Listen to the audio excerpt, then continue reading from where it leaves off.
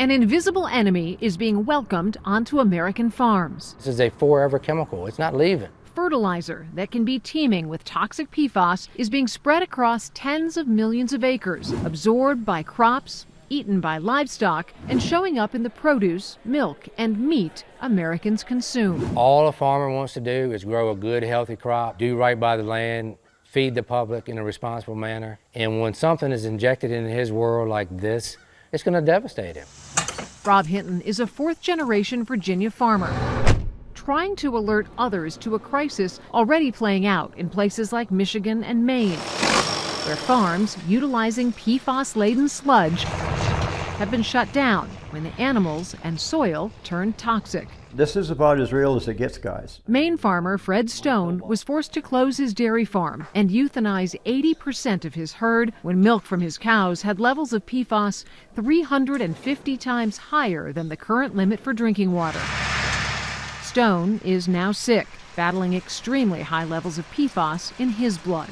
The health issues that the four of us have are pretty severe. We literally poisoned our son and my daughter. The chemicals are tied to cancer, reproductive issues, and developmental effects in children, even decreased response to vaccines. Enough evidence for Rob Hinton to say no to sludge. He passed on using it. We passed on using it. I gave it a hard look twice, and we walked away from it. Away from a product used on about 1/5 of all U.S. farmland. Here's how it works. Wastewater treatment facilities pay companies to haul tons of human excrement, or biosolids. Those companies have to unload the waste, often by giving it to farmers for free to spread on their land. That's hundreds of millions of people in the U.S.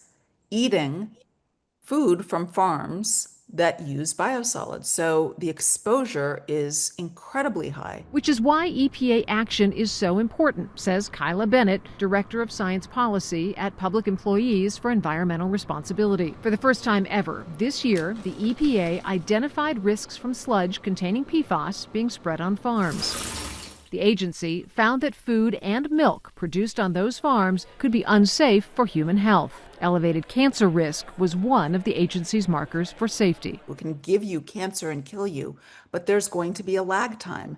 And the more that you eat, the more you're exposed to. Only a handful of states are testing for PFAS in biosolids, and what they're finding are levels so alarming they're considering statewide bans. Investigations in Michigan showed levels of PFAS 2,000 times higher than the EPA's safety limit. In Colorado, 95% of samples exceeded that limit. And recently, a Texas county declared a state of emergency over PFAS contamination from sludge. But in the widespread absence of regulation, farmers are on their own. Who's left to fix the problem? No one. I don't know what I can do about it. This interview is about all I can do about it. I'm not saying shut this whole thing down. Let's say do your due diligence, do your job, be a government, regulate this stuff, educate the people who are affected, and let's figure it out. For Spotlight on America, I'm Lisa Fletcher. Thank you for watching the ABC6 News YouTube channel, bringing you breaking news, stories, sports, and original content throughout Central Ohio. Make sure you hit that like button and subscribe as well so you don't miss out. ABC6 News is on your side.